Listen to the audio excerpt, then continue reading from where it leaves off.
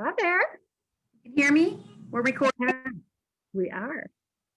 Here we are together again. I'm actually set up here in my living room, and I think it might have been a terrible choice. I've got like lights and things all around. But I'm Megan, for those people who are just joining us for the Pointing It Out podcast. Megan Holmes, and I own the Needlepoint Clubhouse in St. Louis, Missouri. I'm in St. Louis at my home, but you, my friend, are at your shop. I'm still at my shop. I'm Melissa MacLeod, and I am at the Wool and the Floss in Grosse, Michigan, just outside of Detroit. And together we are the Pointing It Out podcast team. And we're so happy that you guys are joining us. You guys, it's such a Midwestern term. I'm sorry? People are still watching us. We don't know why they are, but every day people say they like it, so I guess we're doing something right. Who knows? Just keep doing it. Why not? So if you are joining us for the first time, please do us a favor and hit subscribe, because that helps. To be honest, I'll be really honest here. You actually can make money on YouTube. We make just enough to pay for our Zoom subscription. So, you know, about $50 right now, but you know, total. On my Zoom subscription, $16 a month or something like that. So we're getting there. We're getting there on the reimbursement on the Zoom. But anyway, so it's a lot of fun, and we don't do this for money. We do this for fun, and we do this for the betterment of the community. And we love Needlepoint, and we just love each other, and we like to sit and chat, and people tend to think it's fun. So 'tis the season, Melissa. I'm sitting in front of my Christmas tree. I'm in a precarious situation, but 'tis the season. And I'm doing this, and I didn't head you up on this, but because you never do. This is the season for finishing coming back. True, but I will tell you, you said the last time that we did one of these that you felt like you'd been working every day towards the whatever I'm trying, summit of belt finishing. So I have been working. Yeah, so you were working towards the belt finishing. I have to turn you up. I'm having a hard time hearing you. I have been. You're gonna shine tonight. This is my time to shine, because I make at least 4 ornaments every year, usually more, which is 4 a big deal. But I've been making 4 ornaments every year for like 30 years. So I know my ornaments. You know your belts. I know my ornaments. And somebody asked me one day, "Have you ever made? Do you?" Oh, so no. They presumably said, "You make ornaments for your kids every year, right?" And I was like, I have never made a single Needlepoint. Okay, so yes, this is going to be my shining moment. So I have thing. So this is your shining moment. You are ready to rock and roll, girl. Because we have 2 Christmas trees at my house, and I have one that's just like everyday ornaments. That's in the family room. And the living room ornament, the living room tree, it's a 6 or 7 foot tree, and it's all ornaments, all needlepoint. So fun. So fun. It's someday for me, but just not right now. But we are here not to talk about our own finishing and our own stitching, but we are here to talk about ornament finishing in general. And we get so many questions, so many questions about finishing. And so we've decided to parse it out, and we're going to talk just about ornaments today, right? True. And I've got, I mean, I can't tell you how many people from talking to them are going to be so happy to have all this information in one spot. So I hope it's helpful to everyone. So too. And I hope that we impart some knowledge and don't stress people out. But so on the ornament food chain, I would say, is the round ornament at the top, right? The round, and I don't happen to have a 4-inch round sitting in front of me. Do you have a 4-inch round in front of you? So this to me is like the meat and potatoes of ornaments. Like I would say 80% of the ornaments we sell are 4-inch rounds, maybe 70, but a lot. It is a lot. And 4-inch, I would say, are most popular. There's also the 5-inch, there's the 3.5, but yes, I would say the 4-inch are most popular. For sure. And this one, so I mean, there's Christmas tree ornaments, but this actually, my kids all have an ornament for every place they've traveled to. So, so there's my 4+, because they get ones when they go. Oh, very cool. Very cool. So, this one is a flat-backed ornament. We call them a flat-backed ornament at our shop. I also hear the term from other shops of cookie back, which I'm guessing is named because it's flat on the bottom, just like when you take those chocolate chip cookies out of the oven, flat on the bottom and a little bit mounded. So it's got a little poof on the front. Occasionally I'll have people, and you and I didn't talk about this ahead of time, so sorry. Occasionally I'll have people ask for a little bit of poof on the back. I don't know.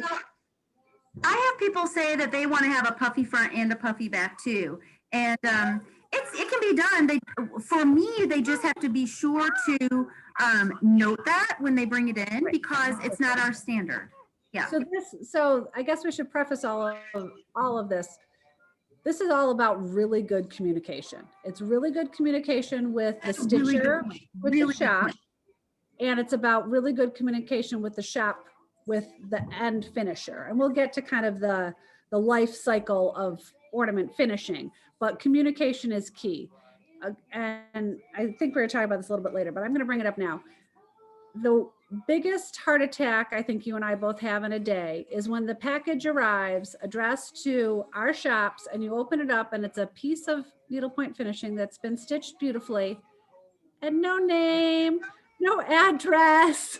And sometimes you can back into it like based on the return address in the envelope, but it's a little palpitating. So if you take nothing away from this as a stitcher, then to remember to put your name and address in your envelope, email, phone number, those basic contact things, that's number one. So yes, and I will say that sometimes I get a note via Instagram and they'll say, hey, I just sent you a bunch of ornaments, and I wish I could say that I remember every person's screen name and their real name, and I remember them as customers, but I do the best I can, and I know you do too.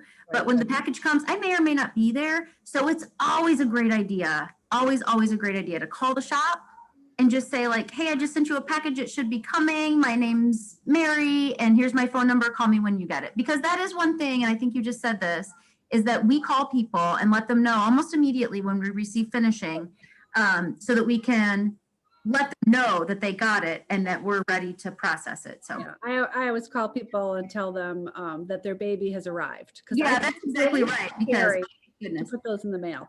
Especially when we get a package that has 2 or 3 pieces in it, because that happens too. So yeah, and then sometimes people say, it'll be like, well, I talked to Melissa about what I wanted last week. Well, I'd like to say that a week from now, I'd remember what they told me, but those written instructions included in the package are always good. Well, you and I both, our team members will always call and ask all the right questions, but the more you can include in your package, the better. But we've totally jumped ahead because that's such a panic point for both of us. So back to where we were. This is a flat back finish, and this is classic flat back finish. Yes. Then that's kind around. of like that's around. The next step up, I think, is a gusseted round. I would say that's true. Yep. So this is a gusseted round, which from the front, it looks the same. From the back, it looks the same. From the side, it just has like this 1 inch or so gusset that's typically covered by a ribbon. And I think some shops call this an Oreo finish. It's not a term that we use.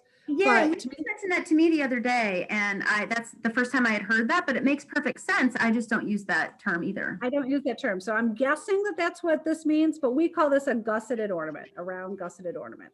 Yes. And yeah, is there, I don't know this off the top of my head, but is there different widths, or does your finisher do, when I say a gusseted ornament to a finisher, they just do it? But would you say, could they do a 1 inch? Could they do a 1/2 inch? I don't know what that is. I think with, I'm looking around at my other gusseted ornaments because this is one of my favorite finishes, which to be honest, my finisher hates that it's one of my favorite finishes because it's a lot more work. Yeah. Therefore, more work translates to more expense for people, but it's one of my favorite ways to do things. So therefore, a lot of my customers now like to do them this way. So my finisher doesn't really like me for that. And I believe they're always this width because I think there's a standard like foam board or something that goes in there. I'm not a finisher. I don't know the technical guts of what's inside. I just know how to tell them what we want. So, and that's what we're trying to communicate. So round, gusseted round.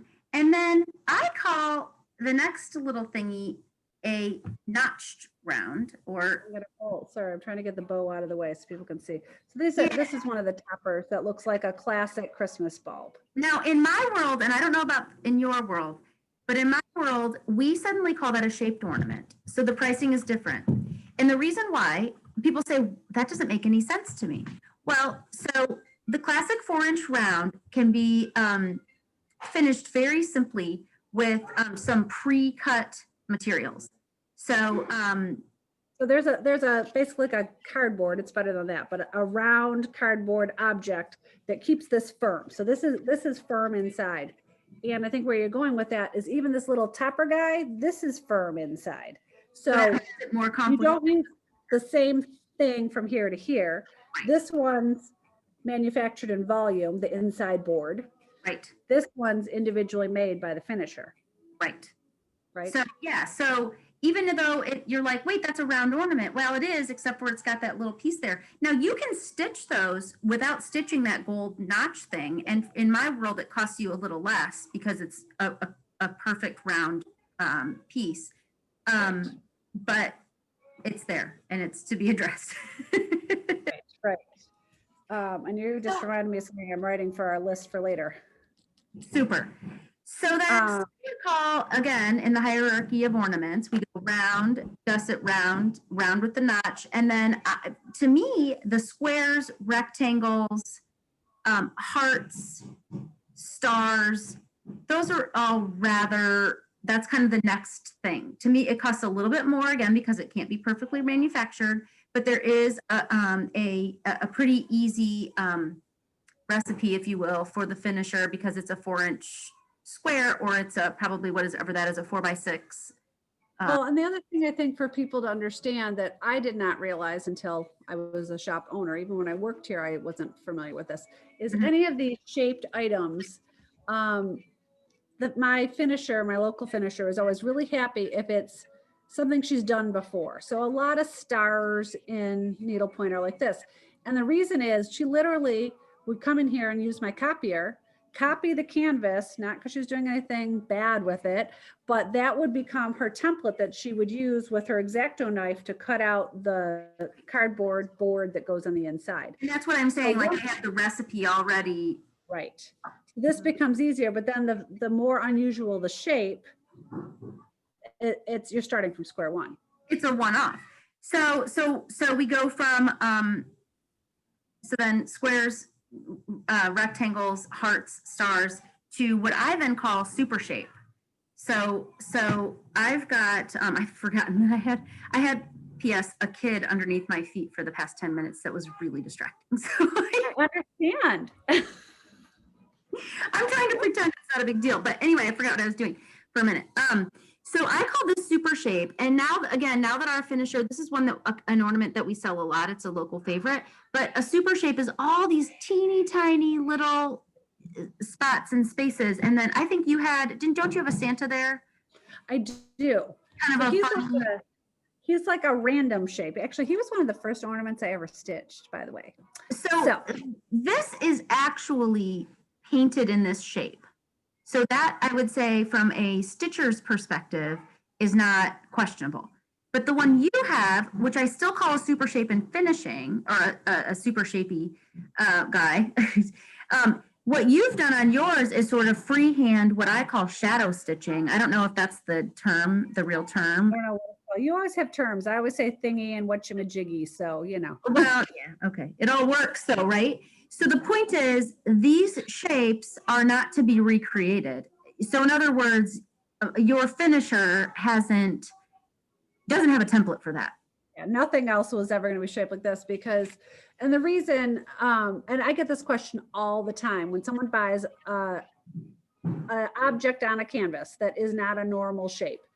How much extra stitching do I need to do in order for the finisher to be able to handle it? Well, in this case, the finisher really couldn't go in between his legs because there's only about 4 rows there. Right. And the finisher, I don't even know how well you can see that. There you go. The finisher couldn't go in between all these golf clubs. So I had to kind of gently round out this shape to the point that it became a doable finish.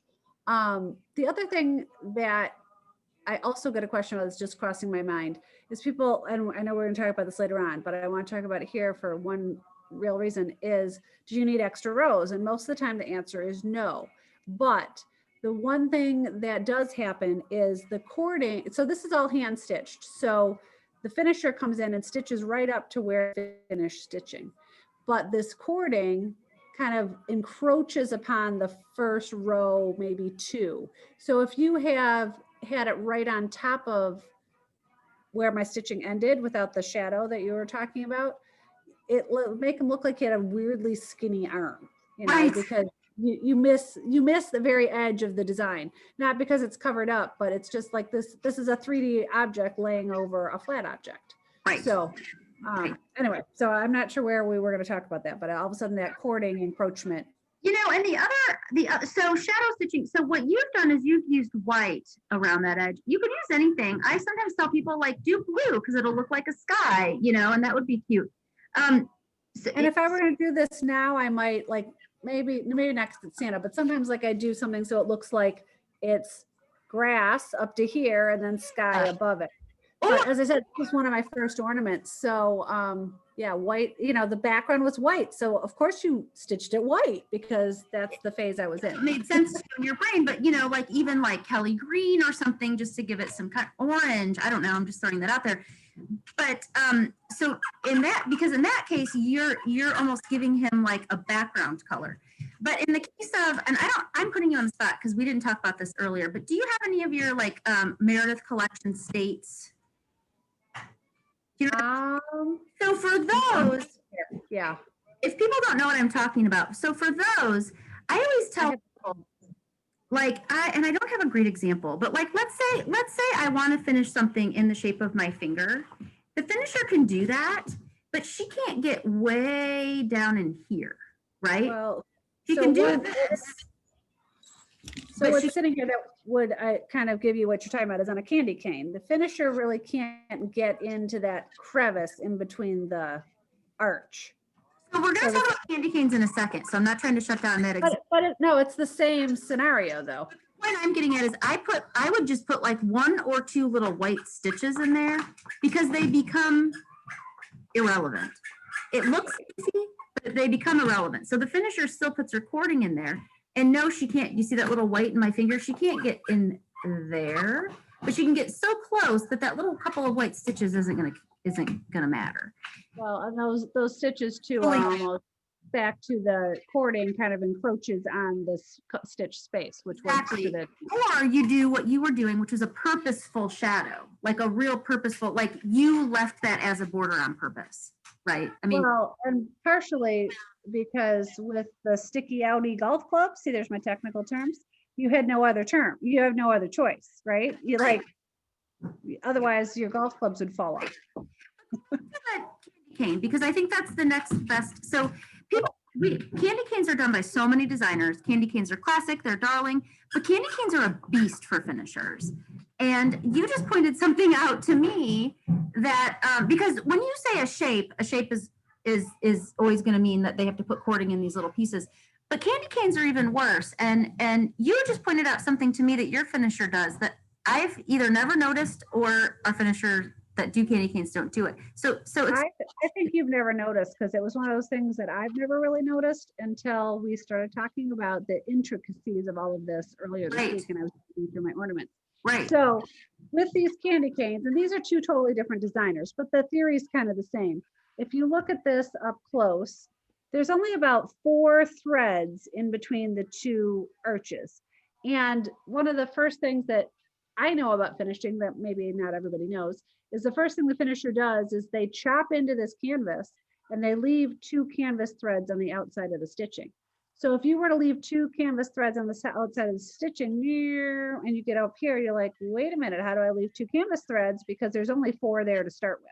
Right. So I don't know if they cut that or not. Again, I'm not a finisher, but I know that there's no way that like they're cutting two canvas threads out because there's only 4 there. So maybe they make a slit. I have no idea. It doesn't really matter.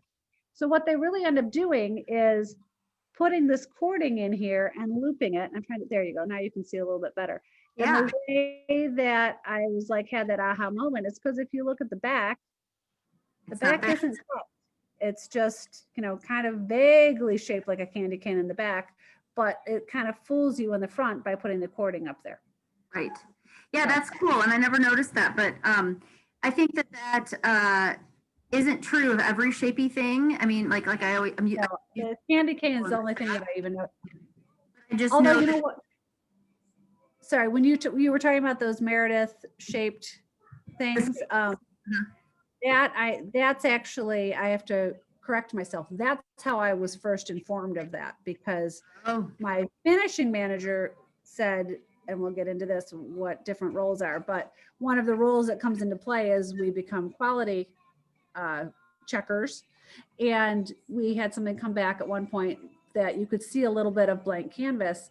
And that's where she was explaining to me, well, you know, the finishers can just mush this in there and kind of fake it out. And I'm like, oh, like I had no idea. So, well, and you know, also we didn't talk about this previous, but this finisher got this cord super, super, super tight, which is an extra time suck. It takes extra time to do that. And so then she's able to kind of push these in further. But so that's interesting. Didn't know that part. Smaller cord, pushing it into smaller spaces, right? And frankly, and I'm not trying to digress, but you know, cord is used to hide that seam. I mean, that's the whole right. That's the whole point. Place, because they're applying needlepoint to a backing to make it this piece, and the point is that they're using that cord and sewing it in there in tiny little crevices to hide that seam. Yeah, typically clear thread, which makes us all crazy if anyone's beating clear thread. Yes. So let's get back to types, because we have a pretty good outline here, and I want to make sure that we crank it. So we've done our shapes, we've done our candy cane. So the next thing I think that so I will say, so why don't we do this, because we've got shaped this is considered a shaped ornament because it's not a flat back one, right? Any stocking, but it just has a flat back, just like a shaped ornament, right? But suddenly that same ornament, this is the exact same ornament. This is another point to make too, but this has an open top. Now people always say, you said you didn't have any gingham earlier. There's your gingham. Look inside there. Of course, that's because it's mine. Yeah, you're right. I know, but you said you were disappointed you didn't have any with gingham on them. Oh, right, because I have all ornaments with plain backs. So, but the point is, so people say, why does it look so small? Well, they've turned all of that. I mean, it's the exact same canvas, right? But the seams have to be pulled in to create that open top. But anyway, it's just like when you pull a pair of jeans out of your closet, you're like, oh, these are going to be too big on me. And then you put them on, and you can barely button them because we're not flat objects. So you create something that's not a flat object, and it takes up more space. Right. Sorry, another kid coming in. But yeah, so shaped ornament, stocking, mini sock, open top, closed top. So we've got those two types of finishes. So should I show off my other little mini sock? So these are Kathy Schenkel. Kathy Schenkel makes a ton of these. And so this is basically your mini open sock. So it would have started out, you know, kind of like this with an opening, but then she always has her little stuffies, and the stuffies can be either tacked inside of them. A lot of people like them tacked in. They don't like to be able to remove them, but this one I was like, I don't know whether it was tacked in or not. So apparently mine was not tacked in. But they just stick in there and they just super cute. So that's kind of the same thing, but people are always like, what's that little stuffed animal hanging on your wall? So yeah, and that happens to come with that particular canvas. So we don't supply that kind of. No, it's all it's Kathy Schenkel's designs, and then she picks the little stuffy guy that goes with the design. So for sure. Super cute. So in the same vein as an open top, we also have this 3D object that has an open top. We actually talked to a local stitcher whose family is the grocer. But so this is it's intended to look like a brown paper shopping bag, but it's stiff. We can also do it soft-sided, but it's open. But this is a different type of finish because this one happens to have a hard, so we've got the open top stocking that's mushy. Sewn on a mushy, and it's sewn on a sewing machine, frankly. And then we have this, which actually is a more expensive finish because there's board in there and someone has done all the hand connecting. This piece looks like those 3D boxes. It's opened up and they kind of collect it all together. And so this is actually a more expensive finish, which is shocking to people, but there's a lot. I'm going to back up. I am next to positive. You just said you thought your finisher did these on a machine. I don't think ours does. I think ours does ours. Open top? Yeah. So, and I'm only saying that in that there is a variety of finishers around the country, not enough of them, but a variety, and they all do things a little bit differently. So just because we're telling you how our experience and how our finishers do it, your shop and how their finishers do it might be slightly different. There's a lot of commonalities that Megan and I have with the different people we work with.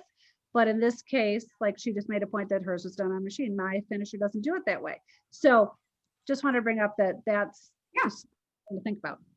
For sure, for sure. So back to the types. So the open, the closed tops, oh, do you have any of these box style? Not with me. That's really cute.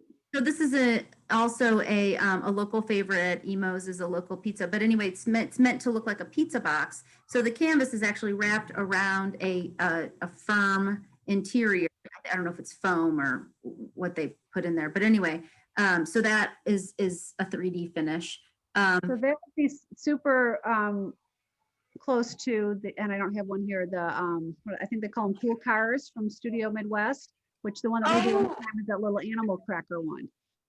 I think that's exactly right. Yes, because the little cars and interior, and then they sew on the little wheels, and yep, exactly, the 3D. Yep, exactly. So, but then different from that are those cubes, the little cubes, like I think there's a Susan Roberts cube that the cube is all, there's no added material to it. The whole, it's all stitched. They're like the little tiny houses. Yep. Or the carousel that all come together kind of in a I don't even know, like a dome shape, I guess. So those are stuffed and usually have the dome shaped ones have a flat bottom, but the others don't have any material. They're all canvas, which is a different finish altogether. We breezed by a couple that I want to circle back to, I think. Sure. So didn't we talk, so there's a lot of these little tote bag guys out there they're very similar to yours. It's just a little softer finish, and then they just put these little ribbon handles on them. And I know we both have these kind of canvases in our shop. And what's cute about these is they have a firm flat bottom, so you can, put them on a shelf, or they can hang on a tree or whatever. So that's another option. We talked about shaped ornaments, but I'm not sure what we talked about. This little heart guy is shaped, but he's also shaped and gusseted. Again, I think my finisher hated me because I turned in 4 of these. I was gonna say, but super cute. For it, so don't worry, you paid for that. Yeah, exactly. You see a lot of little mittens. And mittens are just like the stockings. They can be finished flat, like your flat stocking, or they can be finished open. So just another choice. Another thing to think about with your mittens, this one's hanging from its side, its edge. Some people have them hanging loop to loop or side to side, like where your loops like that. So again, just things to communicate with your shop so they can communicate it appropriately with your finisher. Right. And to be honest, if all of these details are overwhelming to anyone, guess what? The magic words, finisher's choice. And then you as the stitcher, who might be a brand new stitcher, is like, I don't know. I mean, I had a girl called here today and she said, I'm a brand new stitcher. Let me call you back. And she calls back. And she's like, well, Kelsey said, blah, blah, blah, blah, blah. So she said, I have my one friend who taught me how to stitch. So I just do it how she does it. I'm like, awesome. We could do that. But if you don't have that bestie who's telling you how they like it done, and this is all kind of new to you, finisher's choice is 2 magical words, because these people do it in and out and day and night, especially right now. So most of these things they've seen before and they know how to handle. So did we talk about the shifts? I think we missed those maybe too. So this is actually a topper. So it goes on a little hanger. And you see, we do these, this one happens to be, I think these are from Studio Midwest too, or Canvas Connection. Do you remember? Both, but I'm familiar with Studio Midwest topper. I think they're Studio Midwest. And this literally is just a band of needlepoint, and it comes with this little ribbon that makes the skirt. So there's different like girly versions of that. And then we sell a ton of these little Lily Pulitzer inspired shifts. Yeah, And they those are can be so cute, and they go on the hanger. Yeah, I've had some people finish them flat, just like your stocking was, but this one, we like to finish ours open and put them on a little hanger. So there's that. What else did we miss? That was, oh, we didn't miss. You were just, I'm jumping ahead of you. I'm sorry. No, it's okay. So, We're doing good. So topper shift we covered. I don't have a real example here of a kissing ball, but I have an almost example. So a kissing ball is finished like this, and I'm holding it down low on purpose. So this normally would have a hanger coming out of it, and it makes quite a statement. So to me, this is, a very special ornament. It is not inexpensive to have finished. Mine, I happen to have my finisher put it on a stand. right. But I have a lot of people finish them, and it's the exact same thing, but she sticks it on the dowel in the stand, but it's hanging. And I've had a lot of people do these for like anniversary gifts, wedding gifts. So they make a really special piece. That's gorgeous. I'm just for some people. Send those to Melissa, because I'm not sure that I know anybody that could do them as gorgeous as that. That's my finisher does a great job with them. And I have to admit, it's my local finisher that does them. And the first one she got, she really tries to do everything in the order that she receives it in. And she kept saying to me, I should do that kissing ball next, but I'm scared. So I jumped ahead and did these. And I'm like, you'll be fine. And then of course, like with most things in any of our regular worlds, when you finally sit down to do that thing that you've been dreading or intimidates you or whatever, she's like, oh my God, it wasn't that hard at all. Of course, it'd be impossible to me, but with all her experience, it wasn't hard. And the work was worth it. So it was very, very pretty. So I think we talked about all of the types. I think we missed one, which isn't all that often. It doesn't happen to us all that often, but I think a lot of times these, to me, are people who start out as cross stitchers. Yes. Tend to want things finished like this. And I don't even know how this is finished, because I said this was one of my first ornaments. This was the first ornament I made for my husband years ago. And I have two of these cute little Santas, and I can't remember who makes these because I know they're still around. I just saw them recently. And my kids were 2, and this was their 2-year-old ornaments. And wherever I had it finished, which I can't tell you where, they did them like this. So this guy's actually stuffed. There's nothing hard inside, and there's no cording. And it's just kind of like a little bit more like folksy almost. Stitch finish. It's done on a machine because that's sewn up, and then what they do is just stuff the bottom. There's nothing firm inside, and there's no cording. Right. Cord just comes out of the top. Now go ahead. And I was just saying, I did not realize it was done on a machine, because I just didn't know that, because we don't do that many of these. But I can see now where it's hand stitched on the bottom. Like they've sewn together that seam. So we have, those Stitch-Its angels that have become very popular. I would say that there are effectively 2 ways to finish those. One of which is that cross stitch finish, which has no cording, just the cording coming out of the top, which is typically the color of the hair of the angel, and then the bow is the showstopper on the back, or the flat back finish, just like a shaped ornament. But it's less expensive to do a cross stitch finish, and those Stitch-Its angels are rather inexpensive for a canvas. And to me, it's kind of like a heart stopper to have to pay for a full shaped ornament finish. Why I think a lot of people have chosen to do a little more of an economical finish for those. But I think they're both darling and both turn out really nice. So I have a little sideline for you. I got the cutest phone call the other day. Unfortunately, it was a customer who their package has gone sideways. It'll end up getting back to her, but that's why she was calling me. But she said she was so excited to see on our website that we called them Georgette's Angels, because that's the name of them as far as I'm concerned. Yes. And apparently Georgette, I think, has since passed away. I don't think she's among us any longer, but this gal was friends with Georgette. And so she said, it just warmed my heart to see that you still call them Georgette's Angels. I thought that was so cute. Oh my gosh, I need to work on my vocabulary with that then, because that's very sweet. I did not know. So Stitch-Its distributes them, but this gal named Georgette, and I apologize, I don't know her last name. Someone I'm sure who's been Will. around long. Yeah. Will put it in our comments for us.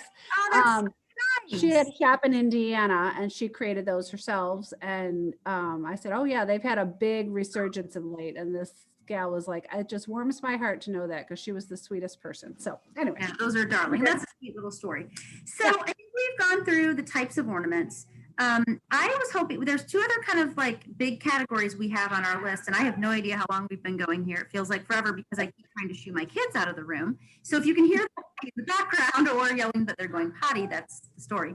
But I think as long as you don't yell that you're going potty, we're okay.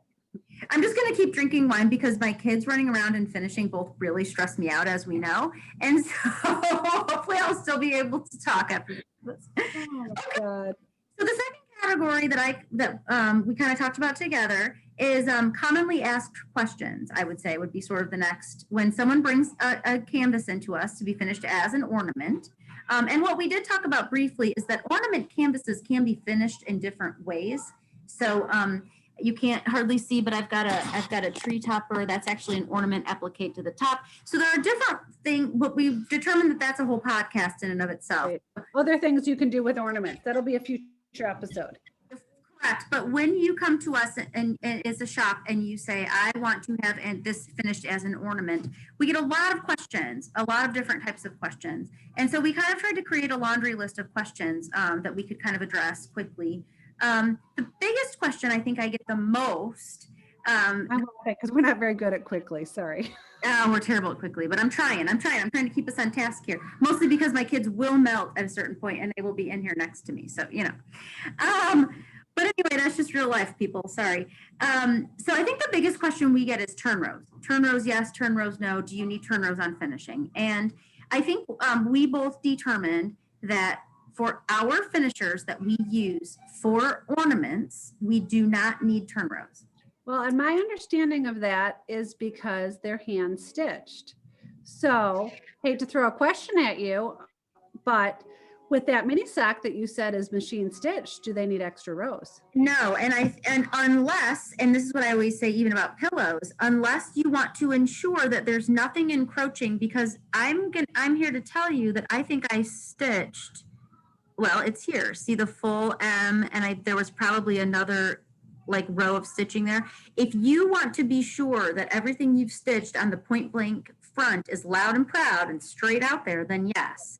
Because my understanding is anything that's machine stitched, they stitch into the first 2 rows of your stitching. Correct. So, and so, yes. So that's why it looks shrunk. Yes. So your mini socks go on more of a diet than mine do because mine are hand sewed and yours are machine sewed. So there we go. Could be, but then also, but everything that has a firm backing on it is turned right at the edge of the raw canvas. So most of the time you would never want extra rows on ornament. As a matter of fact, where this happens here sometimes, and I threw this on the list and I didn't talk about this in general, but my finishing manager kind of has a little bit of a mini meltdown when someone turns in something that has way too much stitching and then wants it made smaller. And I'm not talking about 2 extra rows. They can kind of finagle around. If someone's old shop wanted extra rows and our shop doesn't, my finishers can work around that. But if they made something really big because they didn't understand their background stitch and they have to kind of hack away at it, that gets tricky. So. And let's explain why, because remember, this is all being done by hand and you're joining needlepoint canvas that has been stitched. Hopefully you're joining raw canvas, not what's been stitched, because it's easier to dig into, plus fabric, and you're doing this by hand. And so you're joining these seams and you don't want a whole lot of extra bulk in those seams. So, it can work. It's just not going to look at its best. And these finishers are all very, just like all of us. Oh, here come the wild animals. Can you hear them? They're all concerned about their work being quality, just like ours is. And so they, you can say like, oh, hey, shoot, I stitched a whole bunch and now I want it to be an oval. The finisher will do it, but they're just most worried about it being Right. You'll looking just have to be a little bit more forgiving of the finished object because they did the best they could with what they were given to work with. That's exactly right. That's exactly right. And it's hard to explain that to someone, Right. but it's just the reality of the thing. So, Right. Right. So turn almost always no, Correct. right? Cost. So how much is it going to cost me? Well, as we sort of went through the hierarchy, right? The round ornament is going to be the least expensive. We've kind of explained why. And they're going to go up in cost from there because it just takes more time. They're all hands. Right. Yeah. So of everything we've seen here, I can guarantee you that this is the most. And I'm sure it's very obvious why. Like this is hand stitched, that's hand stitched. This has to be ruched. Blah blah blah blah blah. So, yeah. It's just what it is, and it's all done mostly by hand. Whether it's stitched by hand or by machine, it's still all done by a human, and it just takes time. All the cording is for the most part stitched on. Now people ask me, I'm sure they ask you, do your finishers use glue? Yeah, some of them do, is what I would say. And I don't get real stressed out about it. I know that in the past, that's been like a super taboo, like, do they use glue? Don't use glue in our industry. And I think, and I don't know, my observation is that over the years, adhesives have gotten more sophisticated. So there are less chemicals in some of them. And so from what I understand, those who use glue are very careful about what kinds of glue they use. We actually sell something called rice glue. It's Yamamoto glue, I believe. And it's acid-free and it's more natural. I know that there are also acid-free glues that come from Michael's, Joann's, whatever, the big box stores that are acid-free. And I think that's what we're mostly concerned about is that archival quality. Would you say that's fair? Yes. And I think you're in the same agreement that the majority, see now you're making me wish I brought the sled. I'm grabbing the sled that you didn't want me to grab because it's valid here. Oh gosh. Only reason I said we didn't need the sled is because it was like it is a one-off, but if you look at this, there is no way that this cording could be on here with anything else but glue. Like there's nothing fabric, there's nothing to sew into. It's on a wood base. So I think that my finisher 99% of the time does not use glue. I'm sure 100% of these sleds, the cording's glued on because I don't know how else it can happen. I've never asked her that, but just with my basic knowledge, how else would it be there? So, and I was listening to a podcast about finishing by, what's her name? Doesn't really matter. I can't remember her name right now, but she does a lot of cross stitch finishing. And she was talking about the whole thing you're talking about, that 20 years ago, she would never have used glue because it was Elmer's or Elmer's or Elmer's. And now people have gotten more in tune with what will last and what is part of creating an heirloom and that it's possible. So, right.